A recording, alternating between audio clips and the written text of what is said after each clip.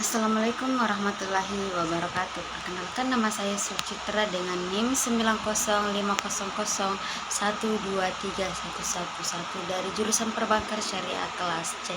Nah, baik, pada kesempatan kali ini saya akan membahas perwakafan di Indonesia ya, dari kelompok 9. Nah, perwakafan di Indonesia telah mengalami perkembangan yang signifikan baik dari segi sejarah, regulasi maupun praktik pengelolaannya.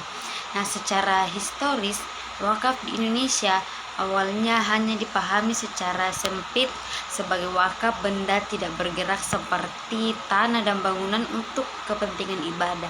Namun seiring waktu, pemahaman ini berkembang mencakup wakaf uang dan wakaf produktif yang lebih fleksibel dan berdampak luas bagi kesejahteraan umat. Nah, dari segi regulasi, pemerintah Indonesia telah memberikan landasan hukum yang semakin kuat melalui Undang-Undang Nomor 41 Tahun 2004 tentang wakaf serta berbagai peraturan turunannya, termasuk pengakuan terhadap wakaf uang yang memungkinkan masyarakat berwakaf dalam bentuk uang tunai.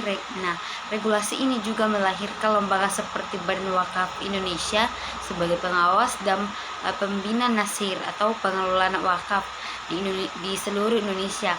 Pada tataran praktik, lembaga-lembaga seperti Tabungan Wakaf Indonesia dan Baitul Mal Muamalat menunjukkan bagaimana wakaf uang dapat dikelola secara profesional dan produktif, disalurkan untuk program-program sosial seperti pendidikan, kesehatan, dan pemberdayaan ekonomi umat. Nah, sementara itu, Pondok Modern Darussalam Gontor menjadi contoh sukses pengelolaan wakaf produktif berbasis aset. Nah, di mana tanah dan bangunan wakaf dikelola secara mandiri untuk mendukung kemandirian lembaga pendidikan tanpa tergantung pada sumber dana eksternal. Nah, secara keseluruhan dapat disimpulkan bahwa wakaf di Indonesia telah bertransformasi dari sekedar instrumen ibadah menjadi instrumen ekonomi dan sosial yang strategis. Nah, keberhasilan pengelolaan wakaf sangat bergantung pada profesionalisme nasir, dukungan regulasi yang memadai, serta inovasi dalam bentuk dan model pengelolaan wakaf, sehingga potensi wakaf yang besar di Indonesia dapat dioptimalkan untuk kesejahteraan umat secara berkelanjutan.